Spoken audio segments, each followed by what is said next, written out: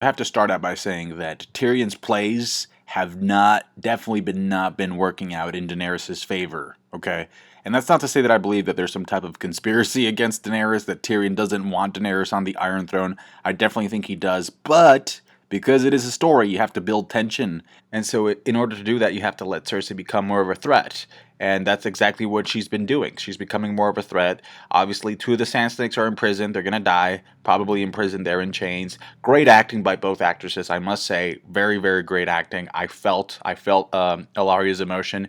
Jesus, I mean, she didn't even speak in that scene, and you can tell that she's literally dying from the inside. This episode definitely has one of the strongest opening scenes of the entire series, because we have Jon reuniting with Tyrion at first, just talking about what's been going on. They're both moving up. Obviously, Tyrion is Hand of the Queen. Jon Snow is king in the north. Tyrion briefly discusses him not consummating the marriage with Sansa.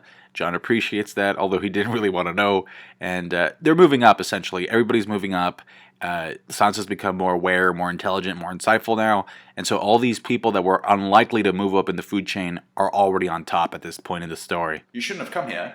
General rule of thumb, Starkmen don't fare well when they go south. Yes, but I'm not a Stark. And just like from divine intervention, like a sign from the heavens, right when he says that, I'm not a Stark, Drogon just comes on by to baptize Jon as a Targaryen. That made for some pretty beastly symbolism right there. It's like, I see what you did there, episode.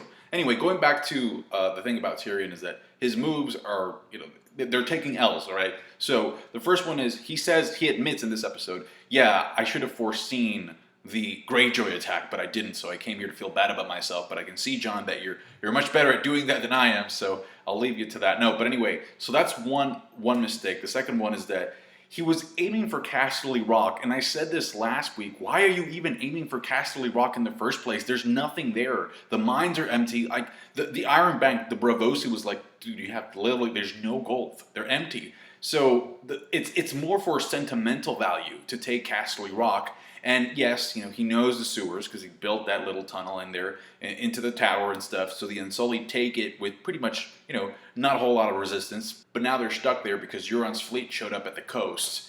So goodbye Grey Worm, I guess. They kind of ended up walking into a trap. And Jaime, that's the thing. Like, it's very hard for me to believe that, like, Jaime is literally outplaying Tyrion, right? Because he takes the Lannister forces that were supposed to be stationed at Casterly Rock and moves on Highgarden because they have the crops, so they need, they need a way of making sure they have food to feed their armies. So that would just make logical sense for Tyrion to say, we should have moved on Highgarden first, or at least station some forces there, at least to protect against like an invasion. But no, they didn't do any of that. And it's not like they didn't have enough time because, so first of all, there's obviously a time jump in between the time that Jon leaves Winterfell and arrives at Dragonstone. Some time must have elapsed, a significant amount of time. So they could have set up, some type of protection on Highgarden. And that's the thing. Last week, I believe it was last week, where Daenerys says, our plan is to starve Cersei out by cutting away the resources. And Highgarden has control over, all right, or at least is the base of a lot of those resources. So she was planning on cutting off resources from the crown, from Cersei, by letting Highgarden go completely unprotected. So for all intents and purposes, I definitely think that Daenerys' next move should be to try and retake Highgarden. In fact, I think that's kind of what we saw in the trailer, like when we see the armies, the Dothraki armies clash with the Lannister army. I think that will be the battle for Highgarden. We see that Bronn is back serving under Jaime, which is cool for comedic purposes. And I definitely did not want Olenna Tyrell to bite the dust. I think she's a really well-written character, but she's old, and at this point in time, what else can you do? I mean, it's like, it's her time. She's lived a very cool life, I guess. I mean, all things considered, right? This is Game of Thrones. And I do like how, even before she goes out, she spits some serious truth. I mean, she prophesizes, tells Jaime, your sister is a disease, and she will be your undoing. Like, this is literally like a prophecy. Like, you will die because of Cersei. But then again, like, Jaime doesn't really care. He's like, yeah, I kind of figured as much. And then by the end, when she takes the poison, she kind of takes advantage, I thought, of Jaime's empathy, because she's like, so is the poison going to hurt? He's like, no, I made sure of that. Okay, well, I'm going to tell you something. And here is my little secret. I killed Mufasa. She actually tells Jaime to tell Cersei because she wants her to know. And speaking of Cersei, there's a very brief love scene with her and Jaime in this episode. And I guess the question here is, do you think she might get pregnant again? Because if that ends up happening, I could definitely foresee something really horrible happening to that fetus, just for like poetic justice reasons. Back at the Citadel, Sam cures Jorah, as we suspected he would. They shake hands, just to sort of say, hey, like, I'm not infectious anymore. I'm going back to Khaleesi to find her. He says he owes her his life, but now he also owes Samwell his life as well. And there's a bit of foreshadowing, sort of hinting at the fact that they will definitely meet again. So I'm kind of wondering if eventually Jorah will repay his debt to Sam and sort of save his life or sacrifice himself to save Sam, something along those lines. And after that, Sam is left in charge of these scrolls, these very old scrolls that are falling apart. And obviously this scene is definitely foreshadowing Sam discovering something very, very important in those scrolls pertaining to Westeros' history. I happen to think that he might end up discovering Jon Snow's true heritage in those scrolls. I don't think that went undocumented, so we'll see what he finds in those scrolls, but it's definitely something very important that he'll find out. Now, the reason for why you would need some documentation to prove that Jon is a Targaryen and therefore holds a rightful claim to the throne is because the only other person that knows the truth about Jon's lineage is Bran, and I don't know if you noticed, but Bran looks really high. I mean, who's going to believe a boy that looks like this? Be like, Jon, you're a Targaryen, my man. Yeah, no, look at his face. Look at his emotion when Sansa hugs him.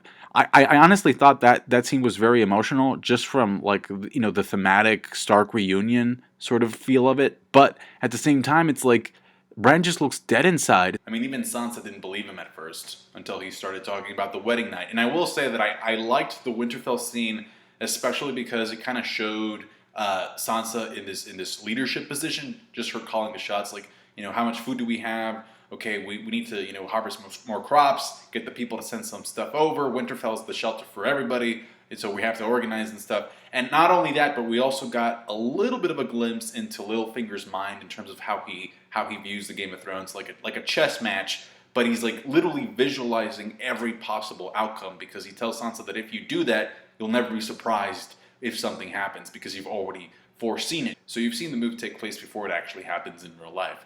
Also, I was kind of curious, do you think that Bran didn't tell Sansa about Jon's heritage because as the Three-Eyed Raven, he's kind of sworn to confidentiality, or because he knows that if he tells Sansa, Sansa's just going to be really jealous about Jon's heritage? Personally, I just think it's the Three-Eyed Raven. I think it's just Bran keeping quiet unless absolutely necessary.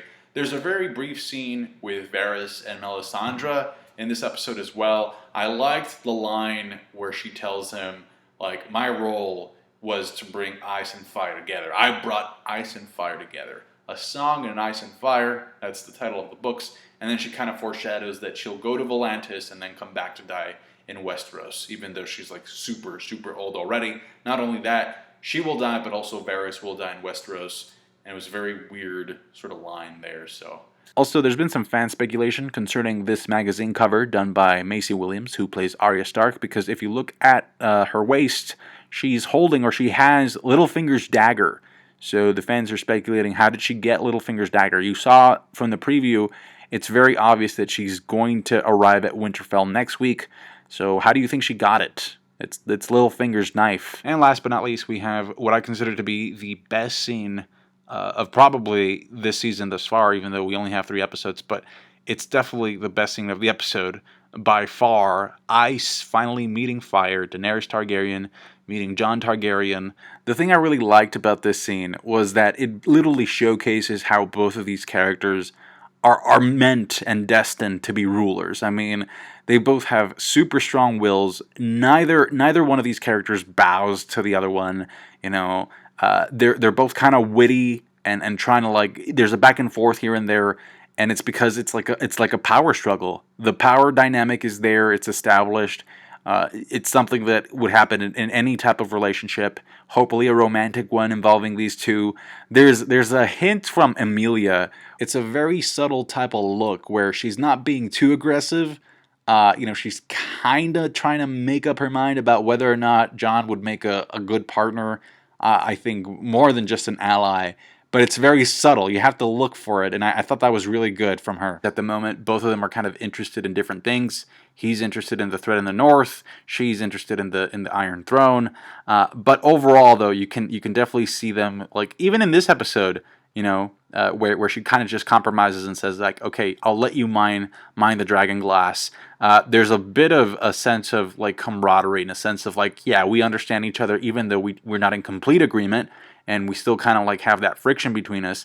I think things will work out. And not only that, but there's a line in the episode where she basically apologizes for the sins of her father and tells him, please don't judge me for the sins of my father. And that's exactly the same line that Jon said back in Winterfell in the previous episode. So you definitely get very strong hints of them having similar values, especially because Tyrion just flat out says, like, she protects people from monsters just like you do, Jon. So, and just, I guess the cherry on top is the fact that they really do, both of them kind of do suspect that the other person is actually good at heart. They have a kind heart, even though they're very, very strong-willed. That's it for me tonight, folks. Thank you so much for watching. Like the video if you did. Subscribe to my channel for more Game of Thrones Season 7 reviews every Sunday night after the episode airs. Comment down below with your theories, speculation, and comments about the episode, and I'll catch you guys later. Thanks. Bye.